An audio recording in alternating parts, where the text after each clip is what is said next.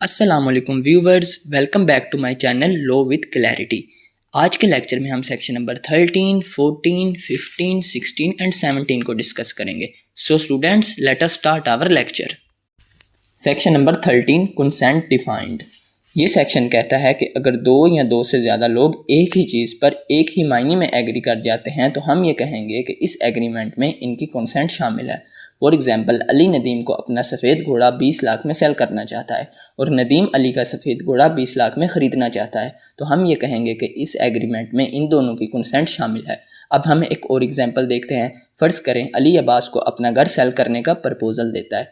अली के दो घर हैं, एक लाहौर में और एक कराची में। अब प्रपोज़ल देते हुए अली के जहन में ये बात होती है कि वो अपना लाहौर वाला घर सेल करेगा और प्रपोज़ल को एक्सेप्ट करते हुए अब्बास के जहन में ये बात होती है कि वो अली का कराची वाला घर ख़रीदेगा। हमारी इस एग्जाम्पल में ये दोनों एग्रीमेंट को मुख्तलिफ सेंस में समझते हैं, तो हम ये कहेंगे कि इस एग्रीमेंट में इन दोनों की कंसेंट शामिल नहीं।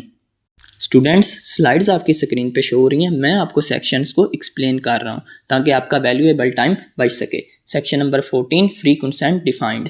ये सेक्शन कहता है कि कंसेंट फ्री कंसेंट कहलाएगी अगर वो coercion, undue influence, fraud, misrepresentation या मिस्टेक की वजह से ना दी जाए।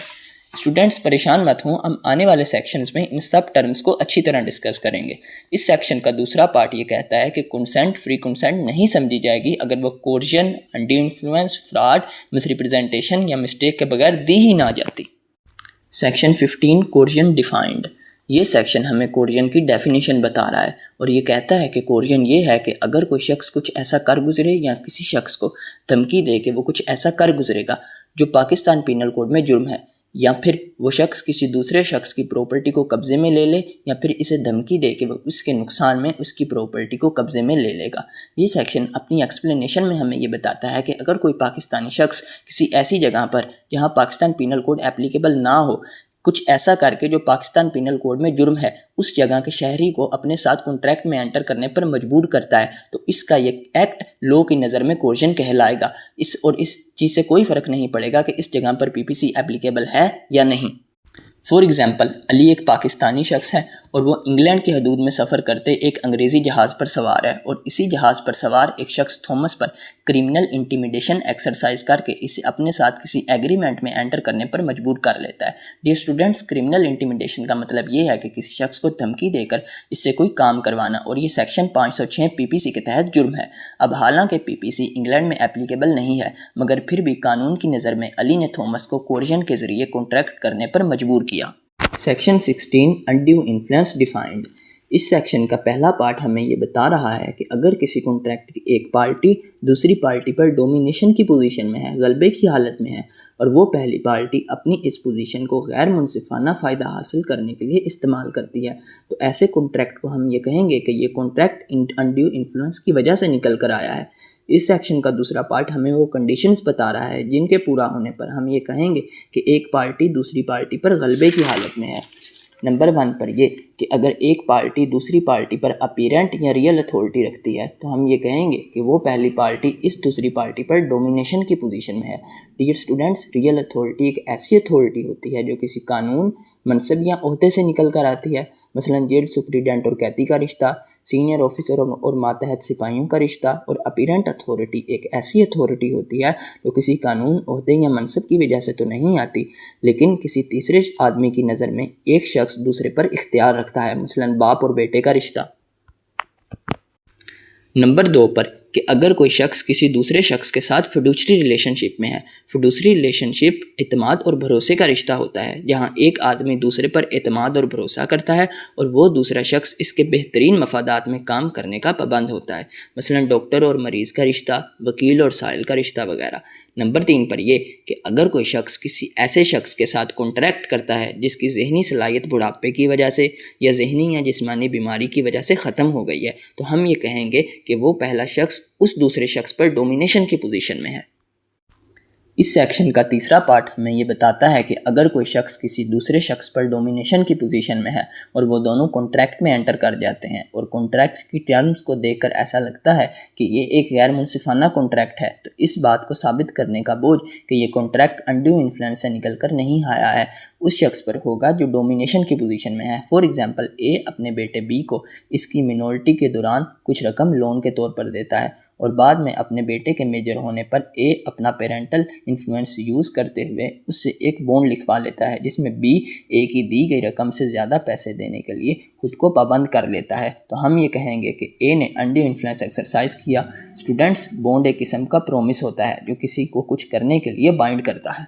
अब हम एक और एग्जाम्पल देखते हैं। फ़र्ज़ करें कि ए अपनी बीमारी की वजह से ज़हनी तौर पर शदीद कमज़ोर हो चुका है और इसका डॉक्टर बी इसकी ज़हनी कमज़ोरी का फ़ायदा उठाकर इससे अपनी प्रोफेशनल सर्विसेज के बदले में नहायत नामुनासिब सी फ़ीस ले लेता है। तो हम ये कहेंगे कि बी ने अनड्यू इन्फ्लुएंस को एक्सरसाइज किया। Section 17 fraud defined.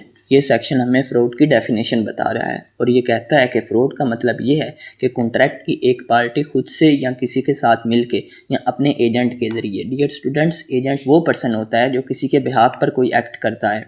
नीचे बताएगा एक्ट्स में से कोई एक एक्ट करती है और वो एक्ट्स ये हैं कि नंबर 1 पर ये कि कॉन्ट्रैक्ट की एक पार्टी दूसरी पार्टी को ऐसे फैक्ट्स के बारे में जिसके बारे में वो ये जानती है कि ये सच नहीं, ये कहती है कि ये सच है। फॉर एग्जांपल, अली अहमद को एक पुराना मोबाइल ब्रांड न्यू कहकर बेच देता है, हालांकि अली जानता था कि ये पुराना है। नंबर 2 पर यह कि कॉन्ट्रैक्ट की एक पार्टी दूसरी पार्टी से कोई फैक्ट छुपाती है जिसके बारे में वो ये जानती है कि वो फैक्ट एग्जिस्ट करता है। फॉर एग्जांपल, ए बी को अपना घोड़ा बेचता है और बी घोड़ा ख़रीदते वक्त ए से ये पूछता है कि इस घोड़े में कोई डिफेक्ट तो नहीं, और ए ये जानता है कि ये घोड़ा अनसाउंड है लेकिन फिर भी वो कुछ नहीं कहता। नंबर 3 पर यह कि कॉन्ट्रैक्ट की एक पार्टी दूसरी पार्टी से कोई ऐसा वादा करे जिसको पूरा करने का इसका कोई इरादा नहीं। नंबर 4 पर यह कि कॉन्ट्रैक्ट की एक पार्टी कोई ऐसा एक्ट करे जो कि इसलिए किया जाए कि दूसरी पार्टी को धोखा दिया जा सके। फॉर एग्जांपल, इमरान रियाज को अपनी गाड़ी सेल करना चाहता है और रियाज को गाड़ी दिखाने से पहले इमरान गाड़ी का ओडोमीटर पीछे कर देता है ताकि रियाज को ये लगे कि ये गाड़ी कम चली है। नंबर 5 पर यह कि कॉन्ट्रैक्ट की एक पार्टी कोई ऐसा एक्ट या ओमिशन करती है जिसके बारे में लॉ ख़ास तौर पर यह कहता है कि जो कोई ऐसा एक्ट या ओमिशन करेगा तो मान लिया जाएगा कि इसकी नीयत फ्रॉड करने की है। फॉर एग्जांपल, एक कंपनी 2 अकाउंट्स बनाती है।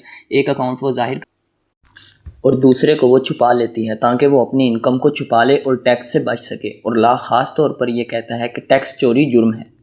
और ये सब एक्ट्स करने के पीछे इस पार्टी की नीयत ये होती है कि वो दूसरी पार्टी को धोखा दे देगी या इस एक्ट के ज़रिए इसे अपने साथ कॉन्ट्रैक्ट में एंटर करने पर कायल कर लेगी। ये सेक्शन अपनी सब क्लोज 2 को एक्सप्लेन करते हुए ये कहता है कि अगर प्रपोज़र किसी ऐसे फैक्ट के बारे में जो कि इस चीज़ पर असरअंदाज हो सकता है कि आया दूसरी पार्टी कॉन्ट्रैक्ट में एंटर करेगी या नहीं, खामोशी इख्तियार कर लेता है तो प्रपोज़र की इस खामोशी को फ्रॉड नहीं समझा जाएगा। लेकिन अगर केस की सर्कमस्टांसिस प्रपोज़र से ये डिमांड करती हैं कि वो इस फैक्ट के बारे में बोले तो प्रपोज़र अब भी अगर खामोश रहता है तो इसकी खामोशी को फ्रॉड समझा जाएगा। फॉर एग्जाम्पल, ए बी को घोड़ा बेचता है और बी घोड़ा ख़रीदते वक्त ए से ये नहीं पूछता कि इस घोड़े में कोई डिफेक्ट तो नहीं है, और ए ये जानता है कि ये घोड़ा अनसाउंड है। और अगर इस सिचुएशन में ए खामोश रहता है तो ए की खामोशी को फ्रॉड नहीं समझा जाएगा। हम एक और एग्जांपल देखते हैं। ए बी को घोड़ा बेचता है और बी ए से घोड़े के डिफेक्ट्स के बारे में पूछता है और ए ये जानता है कि ये घोड़ा अनसाउंड है। अब इस सिचुएशन में अगर ए खामोश रहता है तो अब ए की खामोशी को fraud. So students, that is from my side. If you have any queries related to this lecture, please ask me in the comment section. Inshallah, I will provide you reasonable answers to your questions. Thank you very much. Video अच्छी लगी हो तो channel को subscribe करें और video को like करें, और अगले लेक्चर तक के लिए